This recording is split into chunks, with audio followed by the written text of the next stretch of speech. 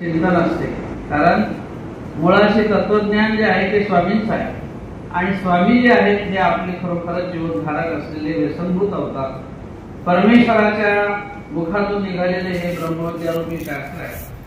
आमच्या धर्मशास्त्रात असं म्हटलंय की परमेश्वराच्या मुखातून हे श्रावलेली एक अमृतवाणी असते आणि ते विचार जरी आपल्याला कधी कधी समजत नसतात, उमटत नसतात, परंतु ते निश्चितच आपल्या श्रवणाने त्या दोषांचा नाश करणारे ते ईश्वरीचे शब्द असतात. अशा प्रकारे परमेश्वराचं तत्वज्ञान हे आपल्या आत्मिक जीवनाला शुद्ध करणारं आहे. कारण परमेश्वर शुद्ध आहे, बुद्ध आहे, म्हणजे तो ज्ञानमय आहे, तो शुद्ध स्वरूप आहे, कुठलाच त्याला निर्मळ आहे असा मळ नाही, मळयुक्त तो जीव आहे. आणि म्हणून अशा जीवाला त्या तत्वज्ञानाची गरज आहे. का? ज्ञानाग्नी दग्धकर्माणी असं म्हटलंय गीतेमध्ये की ज्ञान हे माणसांच्या कर्माला नष्ट करणारं आहे. जसं अग्नीमध्ये हा भस्म होत असतो, अग्नीमध्ये काही वस्तू टाकली की जळून जाते, तसं ज्ञानाचा हा एक अग्नी आहे. ज्ञानाच्या अग्नीने निश्चितच आपले पाप आणि ताप धुतल्या जातात. आणि म्हणून ज्ञान हे कसं आहे, ईश्वरीचं ज्ञान हे आपल्या दोषाला नष्ट करणार आहे. आपले पाप म्हणजे दोष. कारण ईश्वराच्या ज्ञानामध्ये अनेक यज्ञ असतात, तसा हा एक ज्ञान यज्ञ आहे आणि तो ज्ञान यज्ञ आहे. म्हणूनच ही परंपरा आहे. कारण ज्ञानावर आधारित सगळा संप्रदाय असतो, ज्ञानावर आधारित हे पुढचं कार्य असते आणि त्या ज्ञानाला पुढे नेण्यासाठी चेतन वस्तूचं काम असते. जड वस्तू पुढे नेऊ शकत नाही. जड वस्तूला कुठलं स्वातंत्र्य नसते. ती जेव्हा आपण तिला काही कार्यरूप करू तेव्हाच ती कार्यरूप होते. पण ज्ञान हे कुठे संभावित आहे, हे जीवाच्या ठिकाणी संभावित आहे. जीव तो अयोग्य आहे, अपात्र आहे, अशोच्य आहे, शोच्य आहे, म्हणजे कुठल्याही प्रकारचं त्याला सामर्थ्य नाही. तो कुठल्याही प्रकारे कुठल्याही एखाद्या क्रियेला पात्र होऊ शकतो, परंतु जेव्हा एखादा त्याला ज्ञानाचा स्पर्श होतो त्यावेळेला मात्र तो आपल्या हिता आणि हिताचं कार्य करत असतो. आणि म्हणून हित अनहित हे माणसाला समजलं पाहिजे आणि ते समजण्यासाठीच परमेश्वर अवतार घेतात. आपल्यासाठी जीवाला दातृत्व करण्यासाठी परमेश्वर आत्यंतिक आपल्या जीवासाठी झळंबून एक सोडा कटिप्रदेशी, एक सोडा श्रीमुकुटी, श्रीकर हे पाणीपात्र अशा प्रकारची चर्या स्वामींनी अंगीकार केली आणि या कर्मभूमीमध्ये गुजरात राज्यामध्ये अवतार धारण करून महाराष्ट्रामध्ये आले आणि स्वामींनी आपलं अवतारित्वाचं कार्य चालू केलं. अशा या व्याख्यानमालेच्या निमित्ताने आपण सर्वजण एकत्र येत असतो. त्या 7-5-12 दिवसामधून जे काही आपल्याला काही घेता येते, परस्पर भेटी होतात, सत्संग घडतो, त्या निमित्ताने विविध विचार स्वामींचे आपल्याला ऐकायला मिळतात आणि एक प्रकारे एक धर्म आपल्या हृदयामध्ये कणकण का होईना आपण तो आपल्यासोबत ठेवत असतो. परमेश्वराच्या होणाऱ्या गोमट्याविषयी, होणाऱ्या एखाद्या क्रियेविषयी त्याला वाचिक किंवा त्याचं रूप आपल्याला व्यक्त करता येत नाही.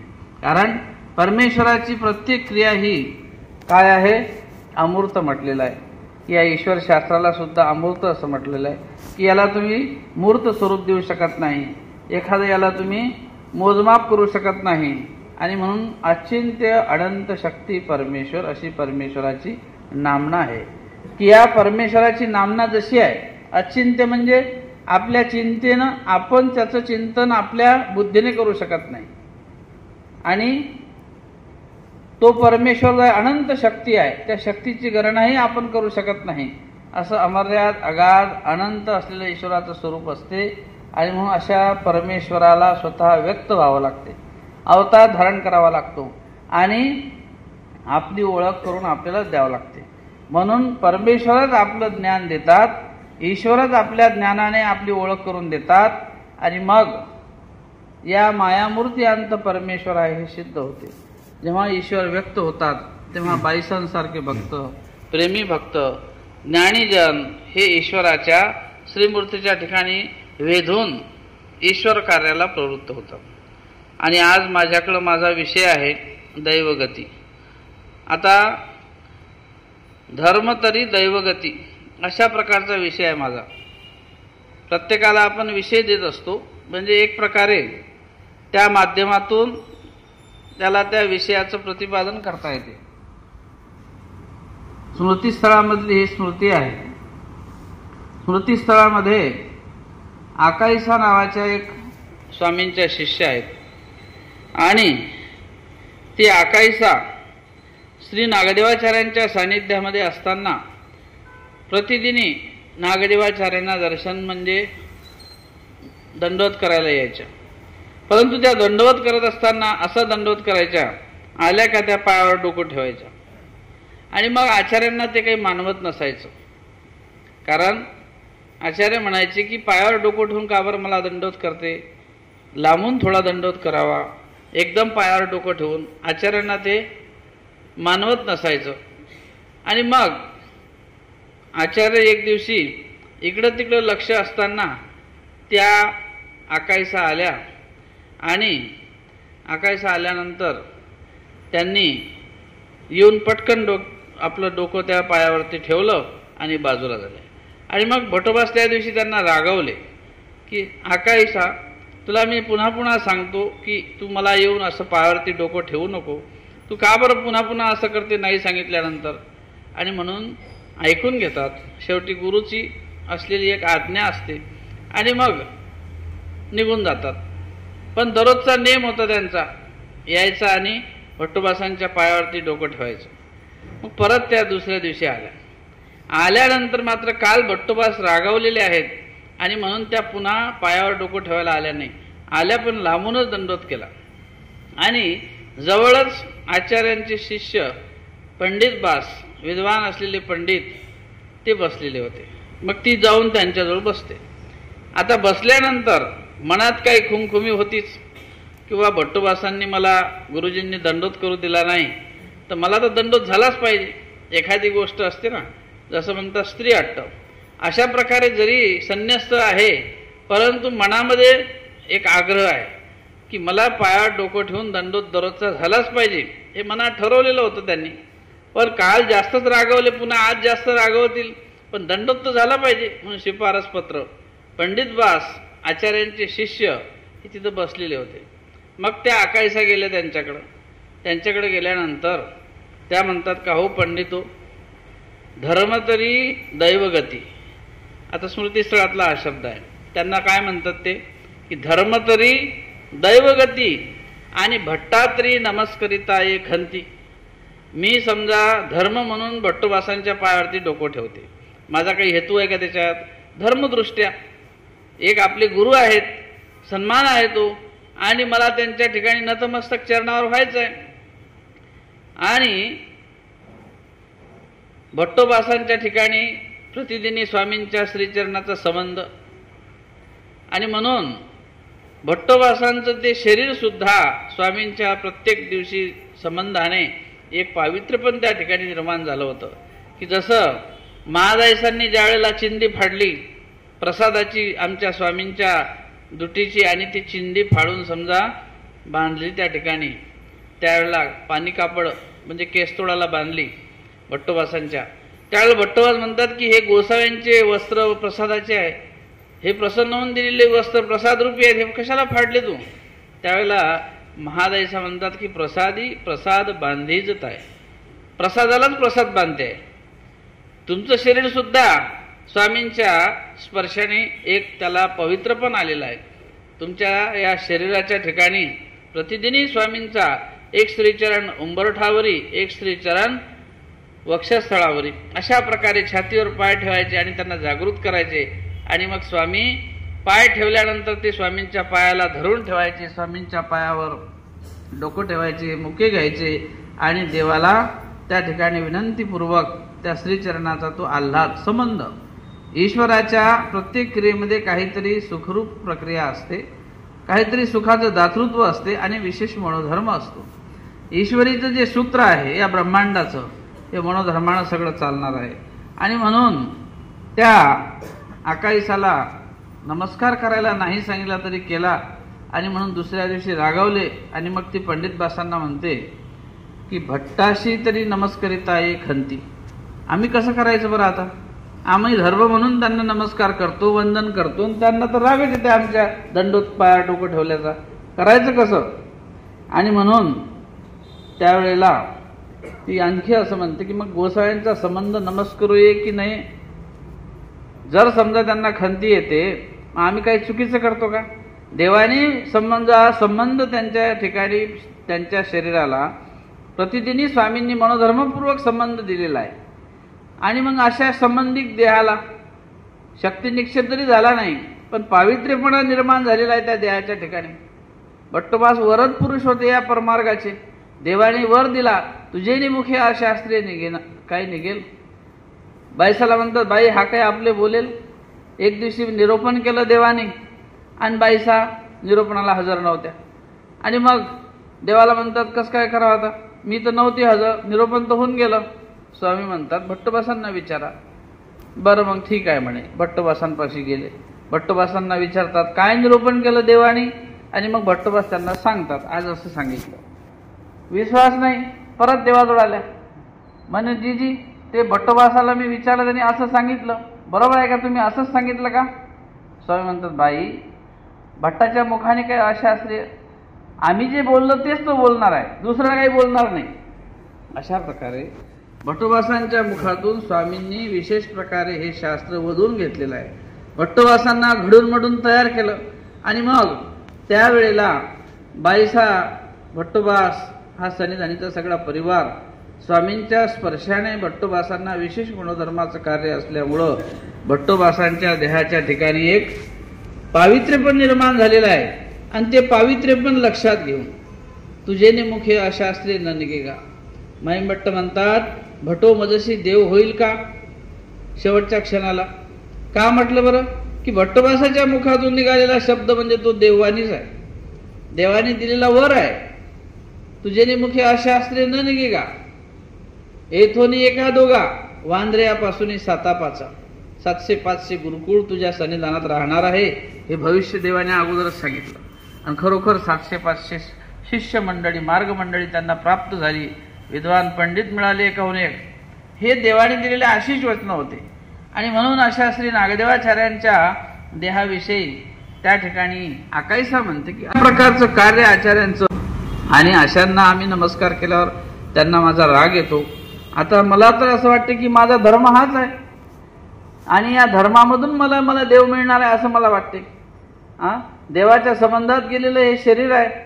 आणि म्हणून तुम्ही सांगा आता. मग पंडित श्री नागदेवाचार्यांना म्हणतात, का हो श्री गुरुजी, तुम्हाला अशा प्रकारे आकाईसा म्हणते की आकाईसा म्हणते की धर्म तरी दैवगती आणि भट्टाशी तरी नमस्करिता एक हंती, तर गोसाव्यांचा संबंध नमस्करू ये की नाही. देवाने संबंध दिलेला आहे या शरीराला. देवाचा मनोधर्म असलेले हे व्यक्तिमत्व, यांच्या समजा आम्ही श्री चरणावर, यांच्या चरणावरती जर आम्ही पाय ठेवला तर हे योग्य आहे की अयोग्य आहे, हे आम्ही करावं का न करावं. मग भट्टोबास थोडा विचार करतात की आहे ते योग्यच, कारण स्वामींच्या उपयोगी गेलेलं, परमार्गात गेलेलं देह आहे. आणि म्हणून हट्टी असलेली बाई, ठीक आहे बाई या, तुमचा आग्रहच आहे तर करा. आणि तिला पुन्हा जवळ बोलवतात, पायावर डोकं ठेवायला लावतात, तिचा नमस्कार स्वीकार करतात. अशा प्रकारे एखादी गोष्ट ती आपल्यासाठी दर्शनीय आहे, आणि त्या दर्शनीय गोष्टीतून आपला आचार सिद्धीला जात असतो. भक्तरूपानं स्वामी श्री चक्रधर महाराजांचे जे सानिध्य आहे, त्या सानिध्यामधून बाईसांसारखे प्रेमी भक्त, की ज्या प्रेमी भक्ताच्या माध्यमातून ईश्वराचं, ईश्वर कार्याचं जे काही एक दातृत्व आहे, की परमेश्वराच्या दातृत्वामध्ये दैवगतीसाठी जसं सुंदर बोललायसा, की जे काही अधिकारी जीव असतात, ते अधिकारी जीव आपलं धर्मरूपी द्वार दैवगतीकडे कोण्या पद्धतीने नेता येईल, ईश्वर प्राप्ती कशी होईल. दैवगती म्हणजेच ईश्वर. आपण त्याला कर्मराहाटी आणि दैवराहाटी असं म्हणतो, की दैवराहाटी, दैव म्हणजे ईश्वर, त्या ईश्वराची राहाटी ती दैवराहाटी. कर्म म्हणजे कर्मरूपी देवता, त्या कर्मरूपी देवतेची राहाटी म्हणजे कर्मराहाटी.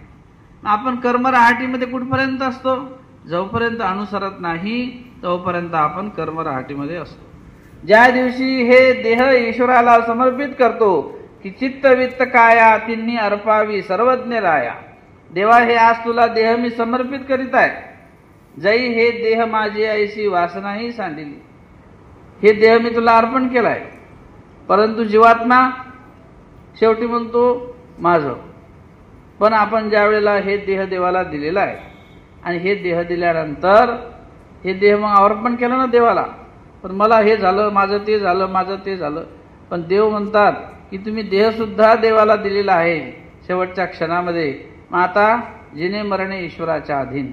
अशा प्रकारे दैवाची रहाटी म्हणजे देव त्या रहाटीमध्ये असताना ते अर्पण केलेलं देह आहे देवाला, त्यावरही ईश्वराची सत्ता असते.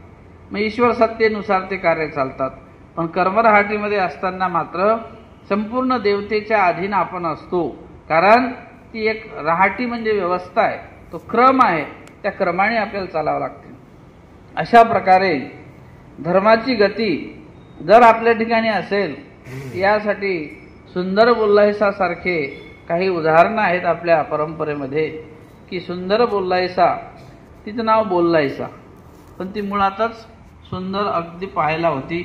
अशी सुंदर असलेली विदुषी तिने महानुभाव संप्रदायाचा अनुग्रह घेतला. अनुग्रह घेतल्यानंतर तिला संन्यास घडला आणि मग चर्या चालू केली.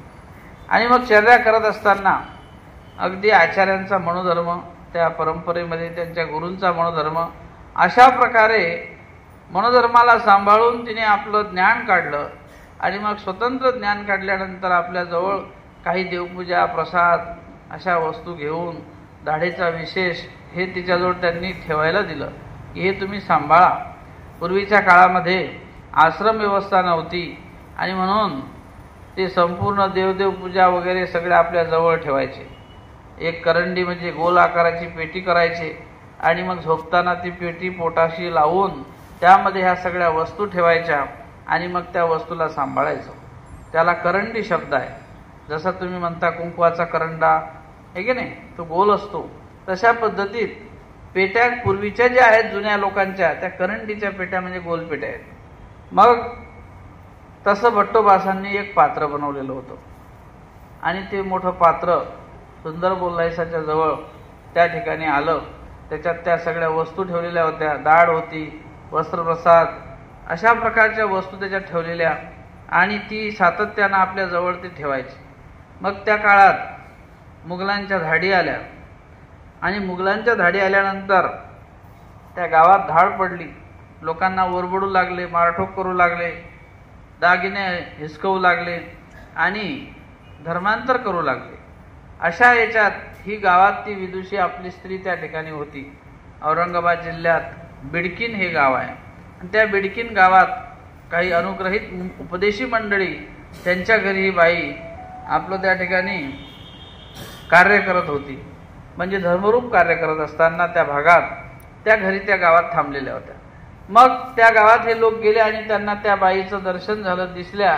परंतु त्यांची नियती फिरली. त्यांनी ओळखलं की ही जी एवढी सुंदर असलेली तपस्विनी आहे, पण ही आपल्या बादशहासाठी योग्य आहे, राजासाठी योग्य आहे. आणि म्हणून त्या बाईला ते बंदिस्त करतात. त्यांच्याजवळ असलेला तो पोथी, संग्रह, देवपूजा सगळं ते आपल्यासोबत घेते आणि मग त्यांना ते घेऊन जातात.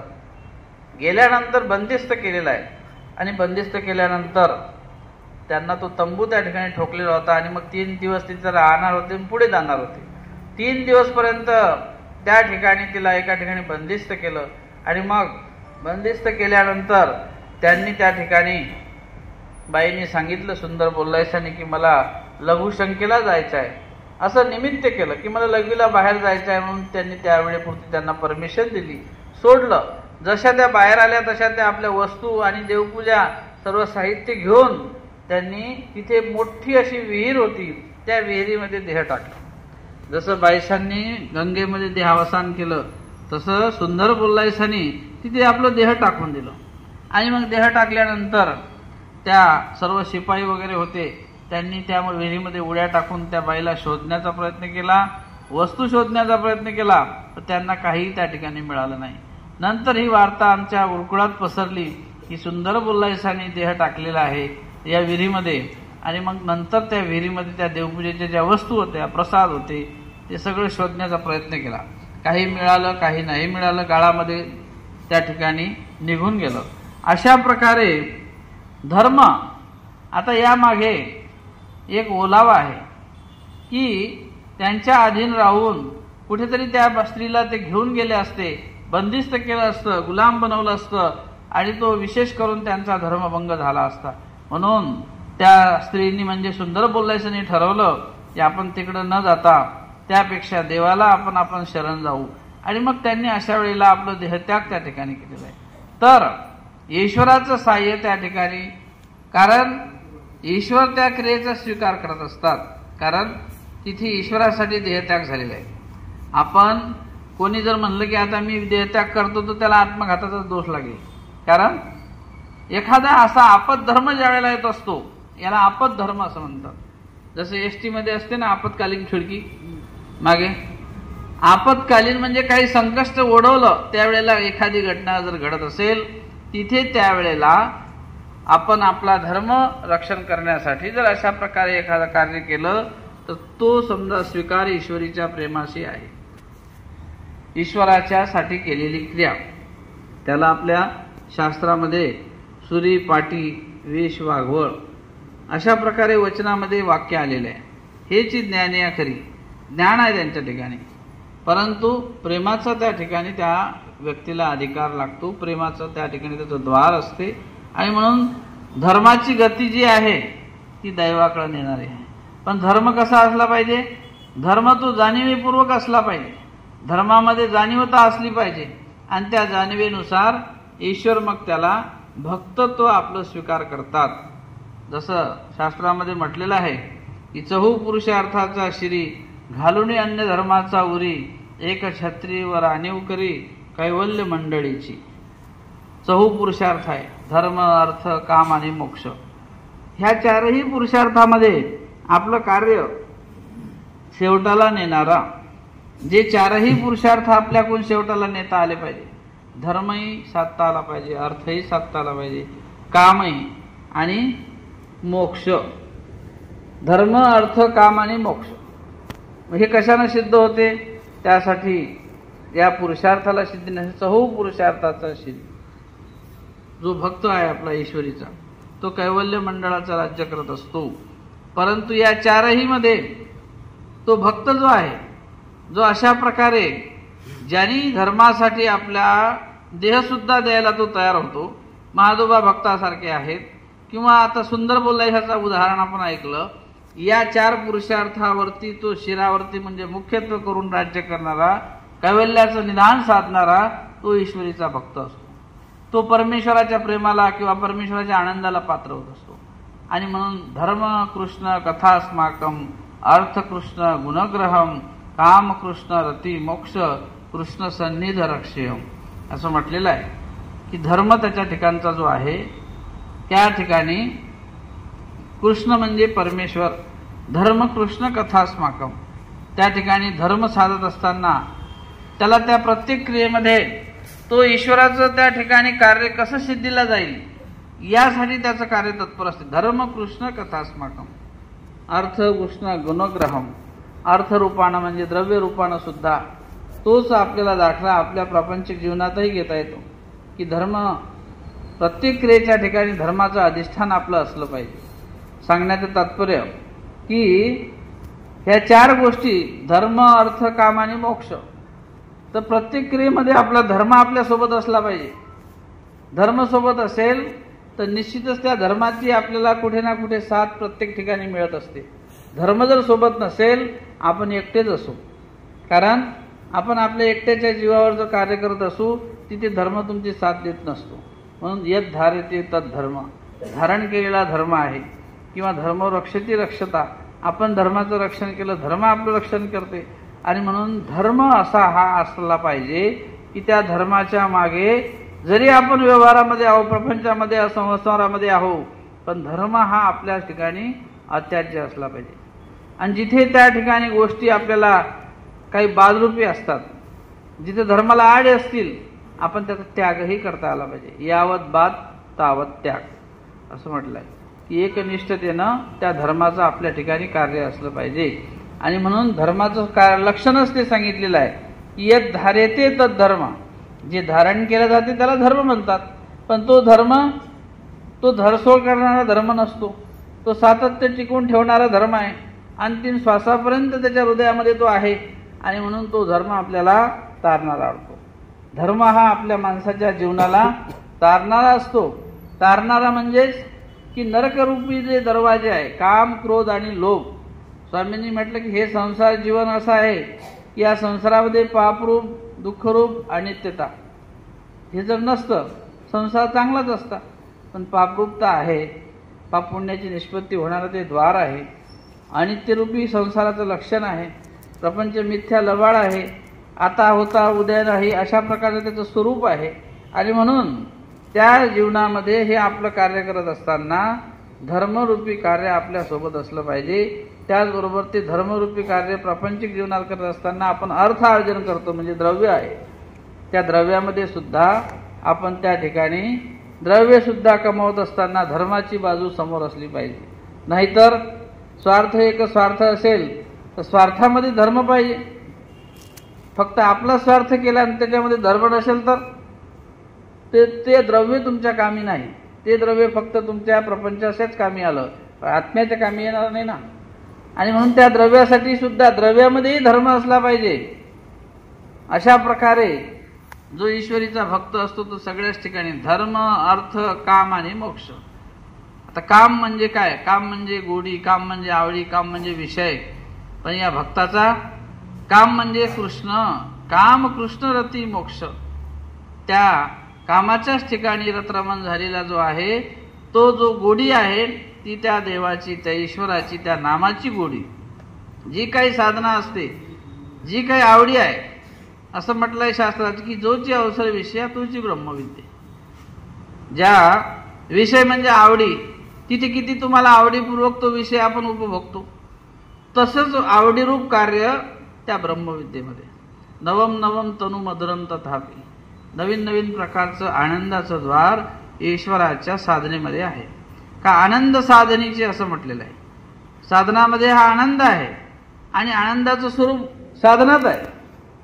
कैवल्याला मिळणारा आनंद तो एकदाच मिळणार आहे, पण त्याच्यासाठी तुम्हाला साधनातून आनंद प्राप्त करून साध्यापर्यंत जावं लागते.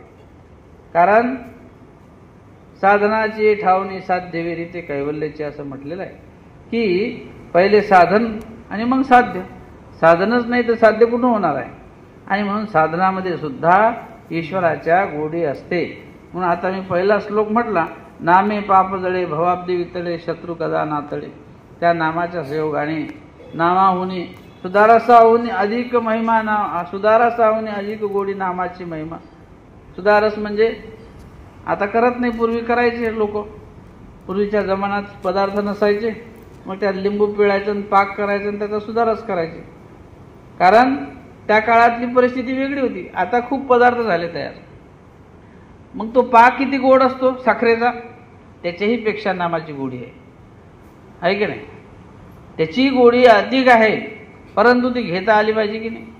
आणि म्हणून अशा प्रकारे हे नामसाधना त्यामध्ये जर असली तर त्या नामसाधनेमधून आपल्याला धर्म आपला साधता येतो, देव साधता येतो. अशा प्रकारे हा पुरुषार्थ सांगितलेला या ठिकाणी की 4 पुरुषार्थ आहेत. या 4ही पुरुषार्थाच्या उरी म्हणजे या 4घांवरती राज्य करणारा तो भक्त असतो.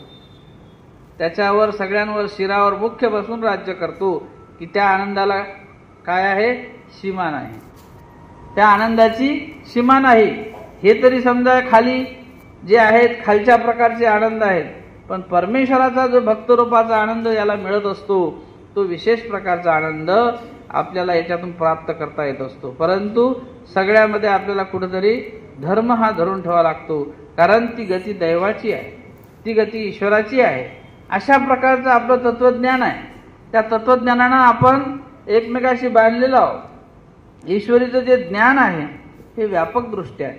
व्यापक दृष्ट्या असल्यामुळं आपल्याला कुठे माघार घ्यावी, कुठे आपला धर्म पुढे न्यावा, कुठे खोटं बोलावं लागते, कुठं खरंही बोलावं लागते. आमच्यामध्ये एक अनृत्य स्थळ सुद्धा आहे.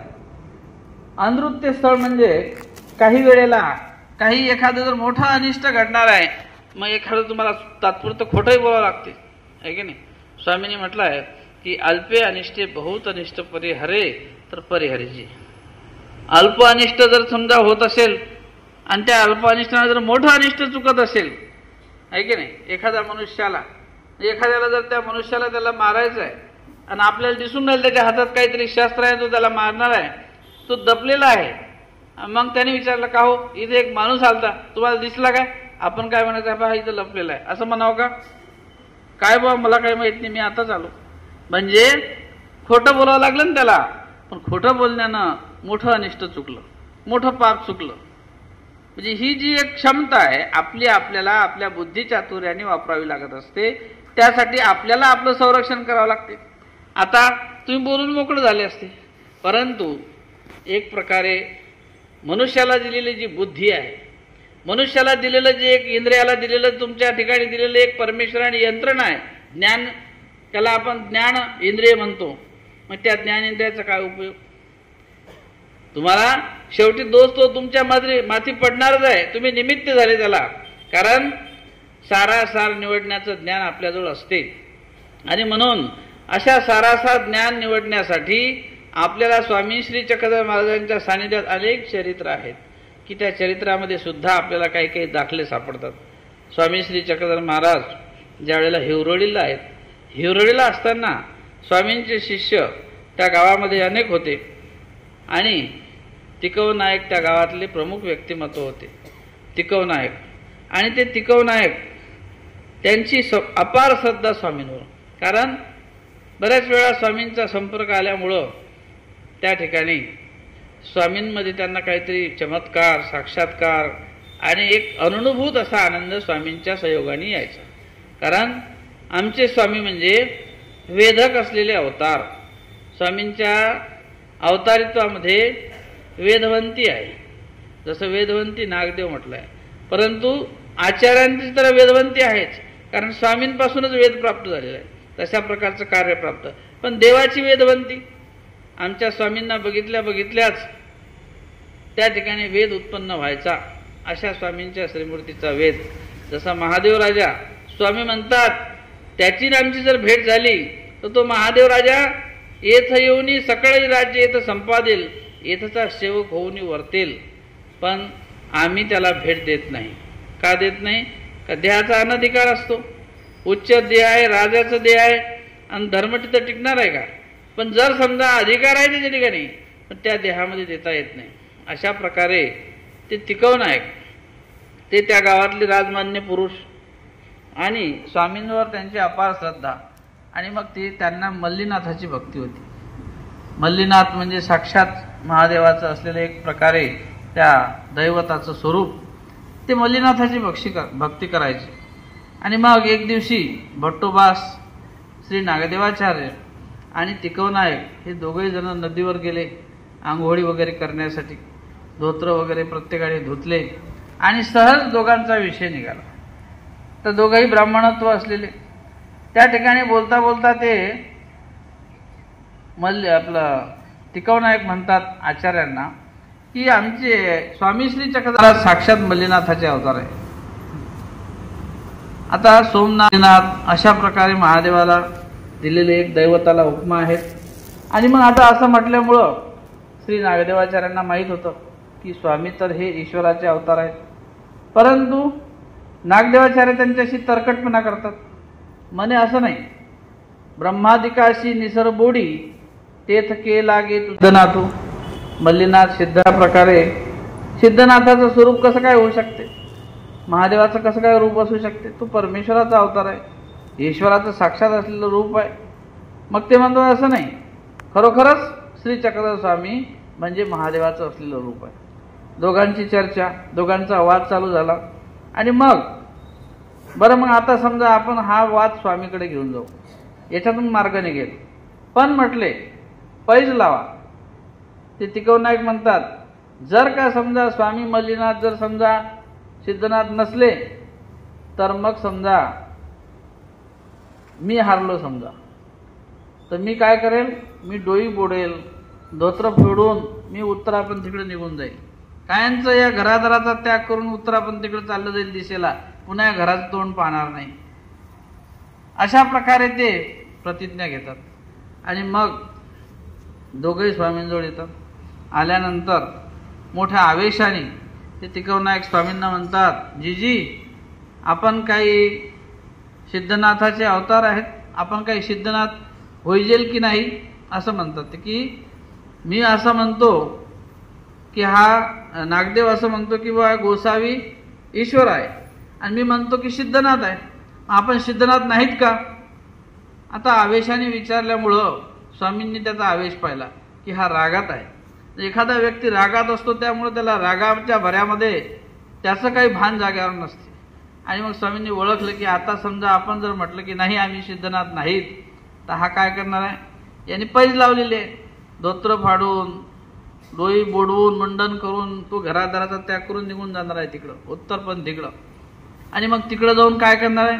संन्यासाचं तर काही लक्षण माहीत नाही, पण तिकडे जाऊन अनिष्टाला जाईल, आत्मघात करून टाकेल, जीवन जगणं होणार नाही. प्रतिष्ठित राजमान्य पुरुष आहे ना, पण अभिमान असतो तिकडे जाऊन त्याचा आत्मघात होईल, हे मोठं अनिष्ट त्याच्याकडून घडेल. त्यापेक्षा मग स्वामी म्हणतात हो आम्ही साक्षात सिद्धनाथच आहोत.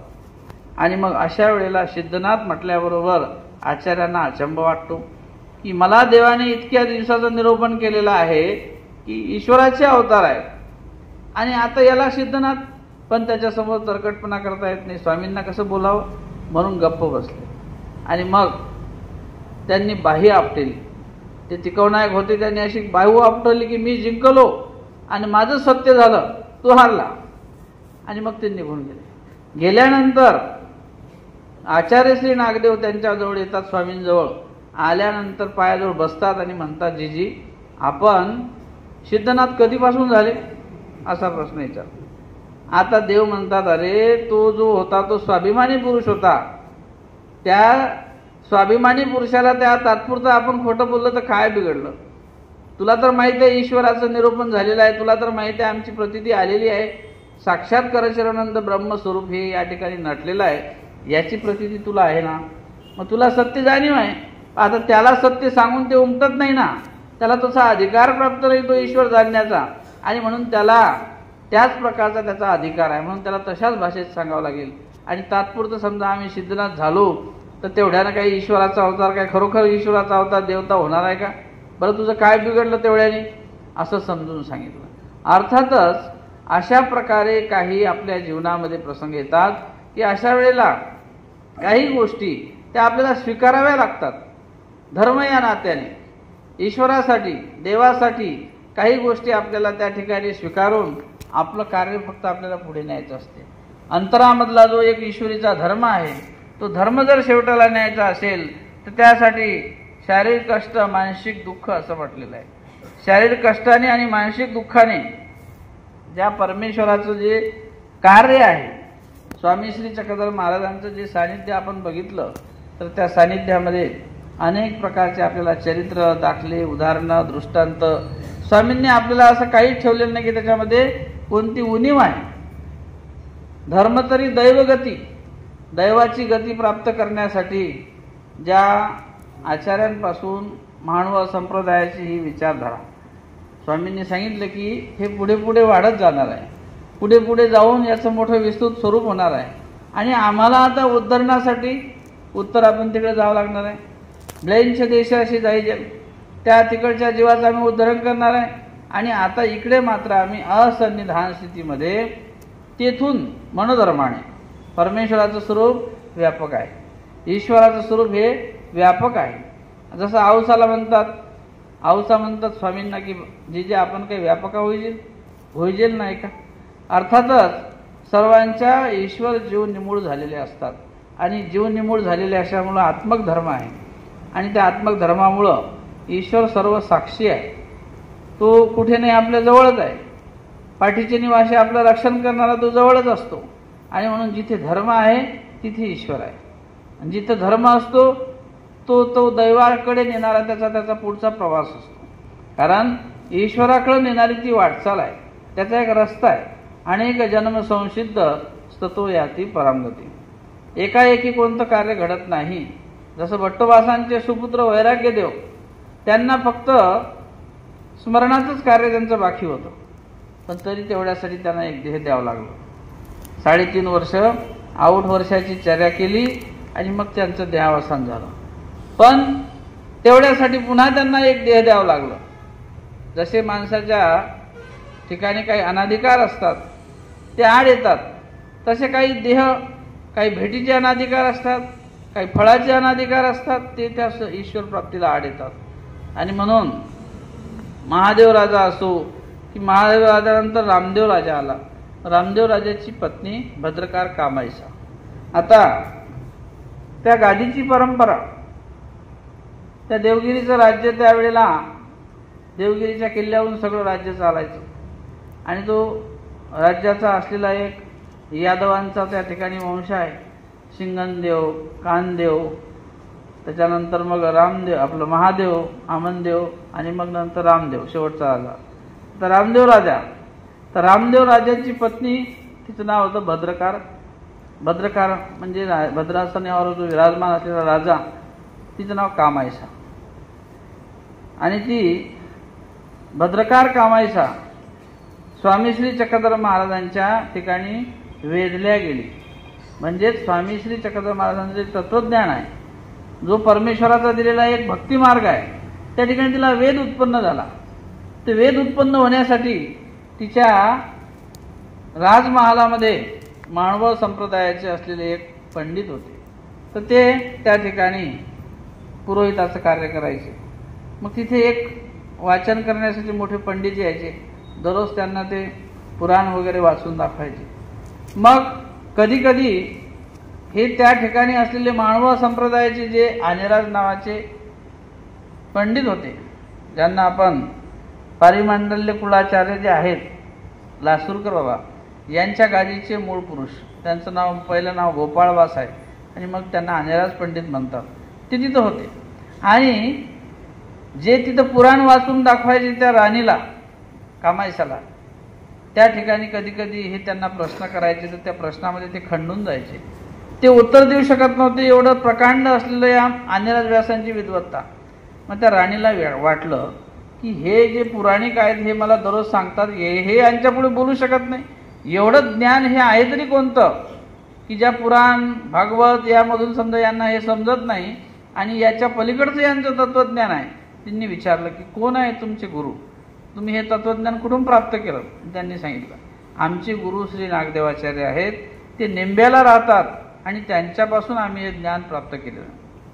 मग भद्रकार कामायसांना त्या मार्गाविषयी आवडी उत्पन्न झाली आणि मग त्यांनी सांगितलं की या मार्गाचा मला अनुग्रह घ्यायचा आहे, मलाही उपदेश घ्यायचा आहे. आता रामदेव राजा जो होता त्याला काही पुत्र संतान नव्हती आणि मग तो रामदेव राजा, पण तो रागिष्ट, कशा प्रकारे, आता त्यालाही उपदेश होता ना, तोही नाथमार्गेचा उपदेशी होता. पण राणीला उपदेश घेऊ देतो का नाही घेऊ देत, पण राणीला इच्छा झाली उपदेश घ्यायची. तिला वाटलं की मी आता अनुग्रह घेतला पाहिजे. तिलाही त्या पंडितांनी शिकून दिलं, तिलाही अनेक प्रकारे इष्ट अनिष्टाचं ज्ञान झालं. माणसाच्या भौतिक जीवनाचं पूर्ण जेव्हा ज्ञान होत असते की या प्रापंचिक जीवनातली ऊर्ध्वगती कशी आहे, अधगती कशी आहे, ही ज्या वेळेला तिला माहीत होती त्यावेळेला ती राणी समजा आकर्षित झाली त्या विचाराला आणि मग तिने सांगितलं मला अनुग्रह घ्यायचा. मग आता राजाला काहीतरी सांगावं लागेल ना. आता मग राजाला तिने सांगितलं की आपल्याला मूळ बाळ होत नाही म्हणून तिकडे एक देवता आहे, मी त्या देवतेला नवस करायला जाते. आणि असं खोटं निमित्त करून ती राणी त्या राजाला परमिशन मागते. मग राजासुद्धा पाईक परिवारासहित सगळं त्या राणीला त्या ठिकाणी त्या देवतेच्या ठिकाणी पाठवतात. आणि मग एक चिठ्ठी लिहून देतात आनेराज पंडित की हे राजाची राणी कामायसा ही आपल्या भेटीला येत आहे आणि हिला अनुग्रह घ्यायचा आहे आणि हिची संपूर्ण मनाची तयारी आहे. आणि मग समजा श्री नागदेवाचार्यांनी त्या राणीला उपदेश दिला, अनुग्रह दिला आणि मग एवढी आवडी उत्पन्न झाली की परत ती आली आणि धर्माचरण करू लागली. आणि आनेराज पंडितांसारखे विद्वान त्या महालात असल्यामुळं दररोज काहीतरी वेगवेगळं तत्व सिद्धांत ऐकायला मिळायचे. तिचं ज्ञानही परिपूर्ण झालं. मग आता राणीला इच्छा झाली अनुसरण घ्यायची. आता पहा, तो त्या वेळचा देवगिरीचा राजा, एवढा मोठा समजा राज्य हस्तांतरित करून त्या ठिकाणी राजावर बसलेला, आणि महाराष्ट्र पूर्ण समजा संपूर्ण असलेलं त्याचं राज्य, आणि त्या राज्याचा तो राजा आणि त्याची पत्नी आता जर दीक्षा घेतली समजा, महानुभावांचे नियम कसे आहे माहिती आहे तुम्हाला, सगळा त्याग करावा लागतो, केसापासून सगळं शरीरावरचं जे सौंदर्य आहे ते नष्ट करावं लागते. आणि मग ते आचार्याला म्हणते मला अनुसरण द्या. आचार्य म्हणतात बाई, तुला जर आता दीक्षा आम्ही दिली तर आम्हाला राहणं मुश्किल आहे, इथं आम्हाला हा देश सोडून जावं लागेल, तुझा पती काही आमचं व्यवस्थितपणा ठेवणार नाही, आमच्या साधू संतांना इथं वावरू देणार नाही, आणि आम्हाला गंगा तीराला राहावं लागते, आम्ही तुला दीक्षा देऊ शकत नाही. आता मोठा गंभीर प्रश्न झाला. ती म्हणते मग आता समजा राजा जर मेला तर मला सती जावं लागते, कारण त्यावेळेला सती जाण्याची प्रथा होती ना. मग आता तो मेल्यानंतर मला सती जावं लागेल. सती जाणे म्हणजे आत्मघात होणे. मग कसं करायचं? मग त्यांना आचार्य म्हणतात तसं काही नाही. तुझ्या जर मनात धर्मरूपी ओलावा असेल, तुझ्या मनात जर धर्म असेल, तू स्वतःहून ती क्रिया करायची नाही. त्यांनी केली बळजबरीनं तर ते करू दे, पण तू स्वतःहून करायची नाही. आणि जर तुझ्या ठिकाणी तू धर्मरूपी जर तुझा शेवट तिथं झाला तर तुला कुठलाही आत्मघाताचा दोष त्या ठिकाणी लागणार नाही, कारण तुझी इच्छा अनुसरणाची. पण आता लोक अपवाद असतो. लोक अपवाद असल्यामुळं आम्हाला त्या ठिकाणी लोकसंग्रह पाळावा लागतो. लोकसंग्रहामुळे काही गोष्टी करता येत नाही. आणि म्हणून तू काय कर, तू ईश्वराला अशीच अंतकरणातून शरण जा की देवा मी आता तुला शरण आलेली आहे. आणि म्हणून तिने त्या दिवसातून संकल्प केला की देवा आता मी तुम्हाला अंतकरणातून अनुसरलेली आहे. अंतकरणाचंच अनुसरण तिने त्या ठिकाणी स्वीकारलं आणि त्याच वेशामध्ये गृहस्थाश्रमी वेशामध्ये राहू लागले. पण घडलं तसंच. नंतर त्यावेळेला राजा त्या ठिकाणी मरण पावतो आणि मग तिचा सावत्र मुलगा, तिचे बाप भाऊ आले आणि तिला, पूर्वी असं असायचं की मग त्या एक जिथे राजाची चिता पेटवायची तिथं त्या ठिकाणी त्या स्त्रीला न्हावून धुवून संपूर्ण अलंकार युक्तत्वी त्या ठिकाणी सती जायला लावायचे. तसं हिला सुद्धा बळजबरीनं त्या ठिकाणी शिडेवरती उभं करून आतमध्ये लोटून दिलं. पण त्यावेळेला ती म्हणते की मी, तोपर्यंत त्यांना माहीत नव्हतं हे उपदेशी आहे, तोपर्यंत माहीत नव्हतं की हे कोण्या पंथाची आपला धर्म तिने कसा राखला असेल, कारण राजाला चालतच नव्हतं. रामदेव राजाचा इतिहास आपण लीळाचरित्रात जर पाहिला तर मोठा इतिहास आहे स्वामींविषयी. प्रतिकूल भाव असलेले व्यक्ती अशा प्रकारे त्याच्या दरबारात सुद्धा प्रतिकूल लोक होते स्वामींविषयी, ते कशाला परमिशन देतील? असा प्रतिकूल असलेला राजा, त्याची ती पत्नी, तिने समजा मानवा संप्रदाय कसा राखला घरात, कसा देव धरून ठेवला असेल तिने मरेपर्यंत, समजूच दिलं नाही की मी मानवा संप्रदायाची अनुग्रहित आहे म्हणून. आणि मग त्यावेळेला सती जायच्या वेळेला ती म्हणते की मी भट्टमार्गीची आहे रे. त्या पोराला सांगते ती की मी भट्टमार्गीची अनुग्रहित आहे, तू मला याच्यात लोटू नको, विनाकारण तू त्याचं पातक घेऊ नको. ती त्याला सांगते तू जर मला राखलं तर तुझं भलं होईल, तुझं राज्य राहील, तुझं सर्व काही होईल, आणि जर तू मला याच्यात टाकलं तर तुझा निसंतान होईल. हा शब्द तिने उच्चारला. खरोखरच त्या ठिकाणी त्यांनी बळजबरी तिला टाकलं आणि त्यांचं राज्यही गेलं. सगळ्या प्रकारे ते नष्ट झालं राज्य त्यावेळेला. आणि मग ती त्या सती गेली. गेल्यानंतर मग मार्गातली मंडळी भट्टवासांना विचारते की ही बाई आत्मीयतेने अगदी अनुसरणापर्यंत जाऊन पोहोचली, मग तिला काय बरं झालं असेल? आचार्याने सांगितलं की तिच्या अंतःकरणामध्ये जर ओलावा आहे, ईश्वराच्या धर्माविषयी अनुसरणाविषयी तळमळ आहे, तर अनुसरणाचं साध्य म्हणजे ईश्वर आहे. अनुसरणाचं साध्य म्हणजे ईश्वराची गती आहे. अनुसरणाची जी सुरुवात आहे त्यामुळे त्याचं साध्य ईश्वरापर्यंत जाऊन पोहोचणार आहे आणि तिला देव होणार आहे. एक तर आता तो भाव जसा असेल तसा, ज्या पद्धतीनं, पण तिला देव प्राप्त होईल, तिला आत्मघाताचा दोष लागणार नाही. अशा प्रकारे धर्म ही बाजू फार मोठी श्रेष्ठ आहे. धर्म ही माणसाला अनिष्टातूनही तारू शकतो. हे जिवंत उदाहरण या भद्रकार कामेशाचं आहे. धर्म तरी दैवगती. धर्म होता म्हणून देवाची गती प्राप्त झाली. धर्म नसता मधात टाकून दिला असता तर आत्मघाताने नरक होतात. मग तो स्वघात असो का परघात असो, दुसऱ्याचा करा का स्वतःचा करा, 13 भेदी नरक तुम्हाला ठेवलेले आहेत.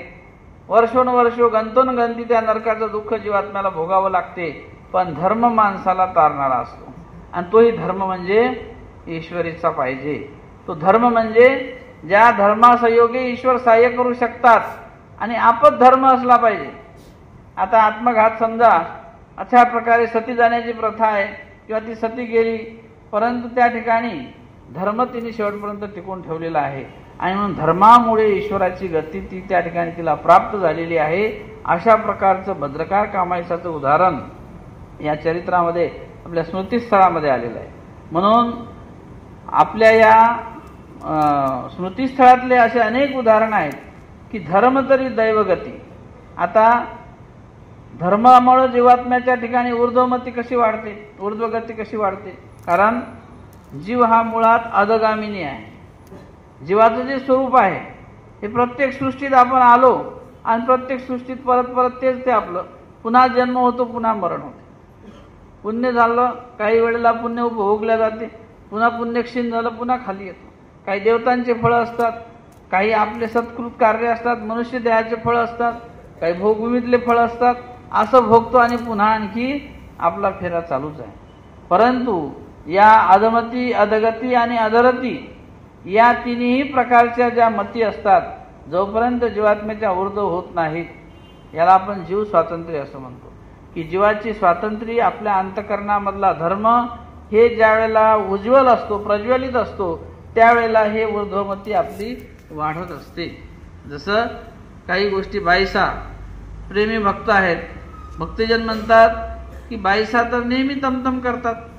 आता समजा बाईसा प्रेमी भक्त असताना तमतम करतात, तर स्वामी म्हणतात की हे काही मागचे दोष असतात, मागचे दोष पुढे येतात. जसं आपण मनुष्य देहामध्ये आलेलो आहोत, काहीतरी ऋणानुबंध एकमेकाचा जोडलेला असतो, त्यामुळे आपण मागून एकमेकाच्या ऋणानुबंधामध्ये जोडलेलो आहोत आणि त्या ऋणानुबंधत्वाच्या नात्याने आपण एकमेकाशी बांधलेलो असतो. तुमचं ऋणानुबंधत्व संपलं का तुम्हाला परत जावं लागतं, कारण प्रत्येकाची योनी, प्रत्येकाचा रस्ता हा भिन्न भिन्न आहे. परंतु ईश्वर मार्गेचं मात्र जर त्या मार्गानुसार आपण ईश्वराच्या आज्ञेनुसार चाललो तर शेवटच्या काळामध्ये का होईना, जसं अंतःकरणामध्ये त्या भद्रकार कामायसाने देव धरून ठेवलेला आहे. शेवटची इच्छा तिने व्यक्त केली की देवा मी आता तुम्हाला अनुसरते आहे. आणि अनुसरणाचे काही नियम असतात, अनुसरणाच्या काही अटी असतात, काही शर्ती असतात आणि अशानुसार जर त्याच्या देहाचा शेवट झाला तर त्याला सहज ईश्वर प्राप्त होऊ शकतो. अशा प्रकारे धर्मासहयोगी आपल्या जीवनामध्ये आपली ऊर्ध्वगती वाढत असते. पण आता समजा अनुसरलो की लगेच देव झाला असं नाही. म्हणून स्मृतिस्थळात म्हटलं की अंगा वाणिता काही गडदे पडिला. एखाद्या जीवात्म्याची काही प्रशंसा आपण करायची, ते प्रशंसा केली म्हणजे तो समजा त्या ठिकाणी लगेच काही प्राप्तीला गेला का, असं नाही. हे साधन आहे आणि म्हणून साधनामध्ये पदोपदी क्षणाक्षणाला माणसाच्या जीवनामध्ये कुठला अडथळा कुठे येईल, कुठला विघ्न येईल, कुठला अनधिकार आड येईल हे सांगता येत नसते. आणि म्हणून त्याला आपण म्हणतो मागून चालत आलेला शोभरूप असतात, काही प्रसवरूप असतात, तर काही देहाने संबंधाने आपल्या जोडलेले दोष असतात. हे देह जे आहे हे राजस, तामस आणि सात्विक या तीन गुणाच्या प्रक्रियेमध्ये या देहाची समजा रचना झालेली असते. कोणाचं देह तामस असते कारण पटकन त्याला राग येतो, कोणाचा देह राजस असते, काही वेळ राग येण्याला थोडा वेळ लागतो, आणि एखाद्याचं सात्विक असते. म्हणून देवाने सांगितलं की डोई ओढवावी. आपल्या या ईश्वर धर्मामध्ये धर्मसिद्धी नेत असताना डोई ओढवण्याचा विधी सांगितला आहे देवाने. का? डोई म्हणजे डोकं, मान त्याला खाली करून त्याच्या ठिकाणी नम्रतापूर्वक जर ती नम्रता जर आपल्या जीवनात आपल्याला आणता आली तर धर्मही शेवटाला नेता येतो, म्हणजे त्याचा निषेध चुकवता येतो. जसं स्वामींनी आपल्या डोई ओढवण्याच्या विधीमध्ये 3 प्रकार सांगितले. एक शारीरे, एक वाचिके आणि एक मानसिके. एखादा शारीरिक डोई ओढवतो, जसं संन्निधानामध्ये आमचे भक्तिजन ज्या वेळेला चर्या करायचे तर त्यावेळेला अनेक प्रकारे समजा धर्मसंप्रदायाला नावं ठेवणारे लोक असतात, अनेक प्रकारे काही विघात करणारे असतात. पण अशाही ठिकाणी समजा तिथं आपलं कुठल्याही प्रकारचं त्या ठिकाणी प्रतिकूलत्व न करता, त्याला वैरत्व न करता आपण त्या ठिकाणी सहन करणे, अशा प्रकारेही काही काही प्रसंग जीवनामध्ये येत असतात का ते सहन करावे लागतात. नाही केले तर त्या ठिकाणी आत्मघातासारखं त्या ठिकाणी आपल्याला पुढे जावं लागते. आणि मग स्वामींनी सांगितलं, आत्मघातकी अशी कवनी ठावो नाही नायका. ठावो नाही म्हणजे की जसं देवता ज्या वेळेला काही नरक दातृत्व करतात, त्या नरकामध्ये सुद्धा ठाव नसतो त्याला. नरकामध्ये सुद्धा अति दुःख त्याला भोगविल्या जातात, अशा प्रकारे ठाव नाही. आणि म्हणून त्या आत्मघाताची प्रक्रिया ही आपल्या जीवनामध्ये घडू नये यासाठी त्याला आपल्या जीवनातलं जे निषेधरूप कार्य आहे ते भौतिक जीवनामधलं टाळण्यासाठीच स्वामी श्री चक्रधर महाराजांच्या सन्निधानामध्ये अनेकांनी आपल्या जीवनाचं सोनं केलं. आऊसांसारखे, बाईसांसारखे, महादाईसा आहेत, उमाईसा आहेत, अशा प्रकारे अनुसरले आणि अनुसरल्यानंतर आपल्या जीवनामध्ये धर्म सांभाळला. परंतु धर्म सांभाळत असताना काही वेळेला दायंबांसारखे आणि देमतींसारखे, दायंबा हे स्वामींचे शिष्य आहेत, भोज्या इथं अनुसरा. पुन्हा पुन्हा स्वामी म्हणतात, पण सन्निधान असून, ज्ञान असून, दायंबाला स्वामींनी ज्ञान दिलं होतं, परंतु ते दायंबा ज्ञान असल्यानंतर सुद्धा त्या ठिकाणी विपरीत तत्व त्यांच्या ठिकाणी झालं. अनेक प्रकारे ते स्वतःलाच काही गोष्टी श्रेष्ठ समजल्या. जसं स्वामी करंज खेळला असताना स्वामी म्हणतात, भोजा काही भोजा सापे ढगारू माथा लागत असे. आकाशाला त्याचं डोकं लागते आता थोड्या दिवसात. म्हणजे आपलं आपण श्रेष्ठपण पाहणे. जसं अपोलोला स्वामी म्हटले होते की हे हरड भरड 4 दिस किंगा, स्वामीच्या सोबत बसणे, स्वामी सोबत उठणे, मी जसं आता खूप श्रेष्ठ झालेलो आहो, माझी खूप मान्यता झाली आहे, मला खूप श्रेष्ठपण आलं, मला खूप ज्ञान झालं आहे, अशा प्रकारचा एक जीवमतीचा अनाधिकार जीवस्वरूपी असतो श्रेष्ठपणाचा. आणि म्हणून तो सुद्धा माणसाच्या जीवनात कधी कधी त्याला खाली घेऊन जातो, कारण तो एक अविधी आहे, अविधीचा प्रसव आहे. कुठल्या तरी प्रकारे आपल्या ठिकाणी अहंकार, अभिमान आला का तो जीवनामध्ये धर्माच्याही ठिकाणी त्याला अडथळा निर्माण करतो. म्हणून आचार्यांच्या ठिकाणी आलेला अभिमान देवाने क्षणात काढून टाकला. स्वामी म्हणतात की जा, तुमची आम्हाला गरज नाही. आचार्यांना वाटलं की माझ्या सोयी देवाचं होते, म्हणून मी देवाला स्नान घालतो, 4 दिवसा क्षौर, 8 दिवसा क्षौरच्या दिवसा मादने, अशा प्रकारे स्वामींच्या सगळ्या सोयी, बाईसांचा बाजार, स्वामींना लागणारं साहित्य माझ्या सोयी इथं होते. परंतु स्वामी म्हणतात, ऐशा घोरंदरा जायजेल जेथ गेल्या मेल्याची शुद्धीन लवे. तुम्ही निघून जा, नाही तर तुमचं आमचं कायमचं नातं संपून जाईल. परंतु देवाचं सन्निधान अंतरल्यामुळं भक्ताला त्याची जाणीव असते की खरोखर जो भक्त असतो, देवाला माहीत आहे की आता जर हा अनाधिकार त्यांच्या ठिकाणचा नासला नाही, तो अनाधिकार पुढे तसाच चालत राहील.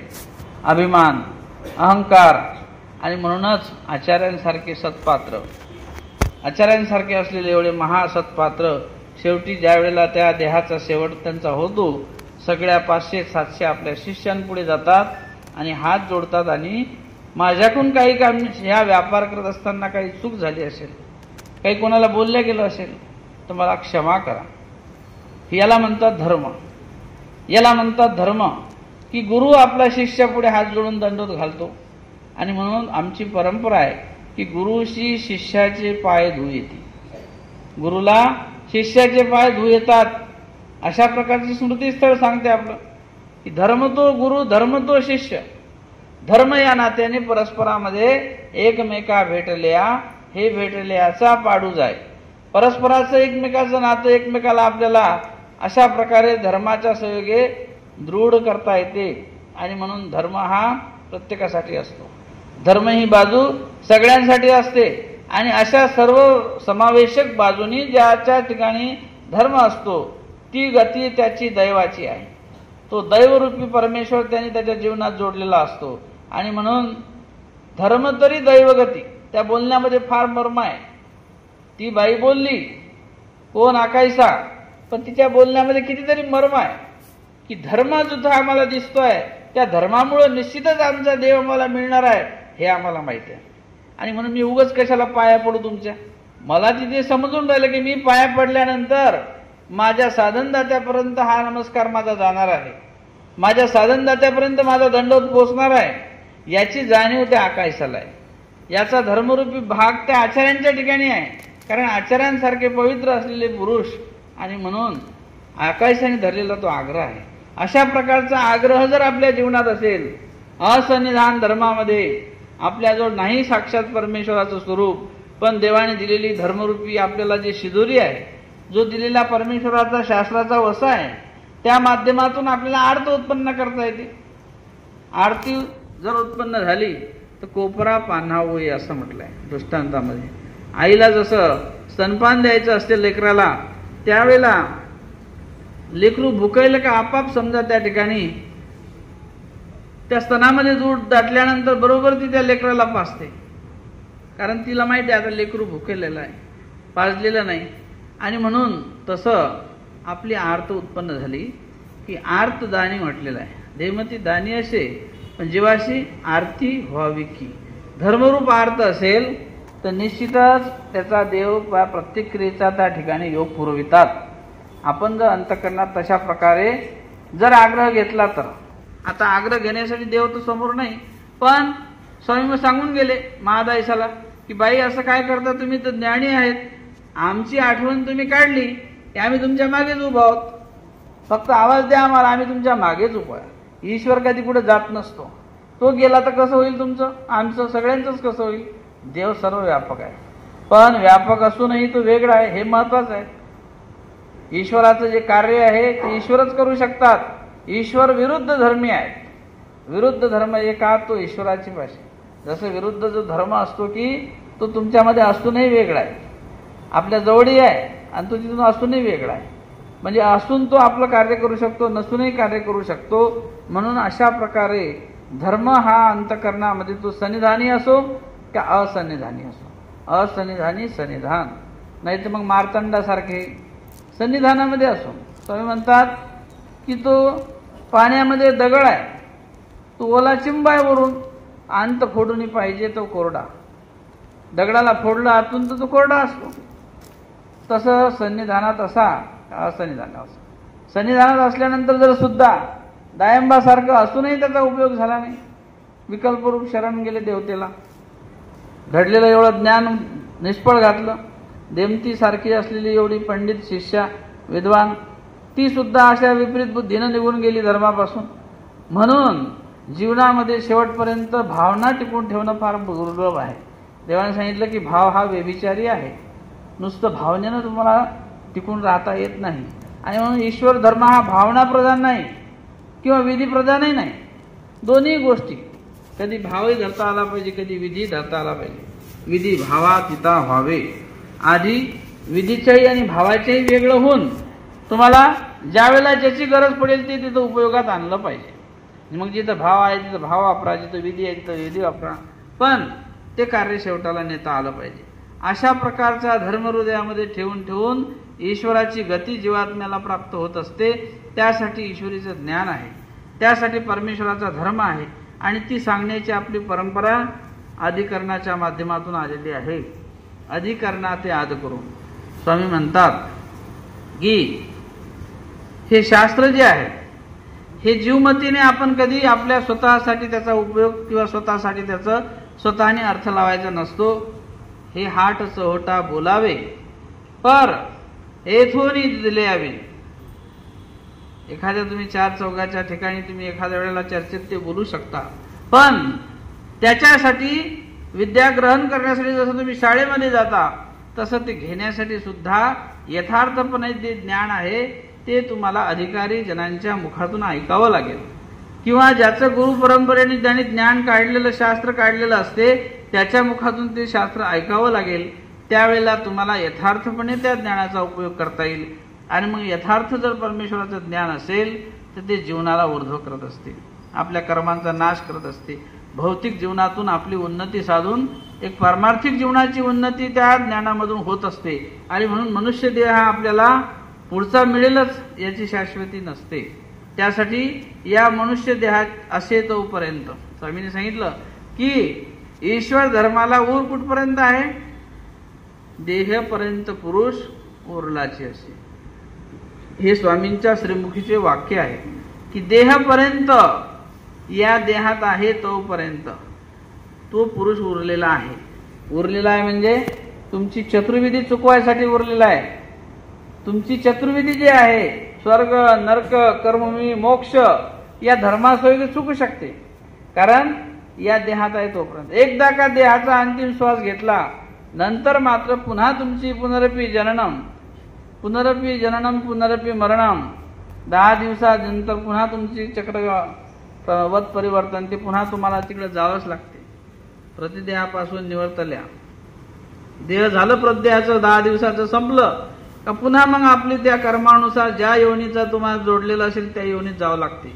पण पुढचा मनुष्य जन्म जर मिळवायचा असेल तर त्यासाठी सुद्धा या अंतिम श्वासामध्ये जो अंतकालेच मामेव स्मरण मुक्त्वा कलेवरम, अंतिम श्वासाला श्री चक्रधरांच्या नामाचं उच्चारण करत करत जो आपलं देह टाकत असतो त्याला यांती मध्या जिनोपी माम, माझ्या स्मरणाने जो आपला शेवट करेल ईश्वराचं स्मरण करत करत त्याला देव भेटतो. अशा प्रकारे धर्म तरी दैवगती, धर्म तो ईश्वरीचा धर्म यद्धारे तिचं धरून ठेवलेला आहे आणि तो धर्म असा परमेश्वराचा आपल्या जीवनाला दैवगती प्राप्त करून देणारा असतो. म्हणून आज 8 वाजत आले तर मी जवळजवळ 15 दिवस झाले दररोजचा माझा कार्यक्रम चालू आहे, एक दिवस. आणि आता सुद्धा सकाळी मी 6 पासून म्हणजे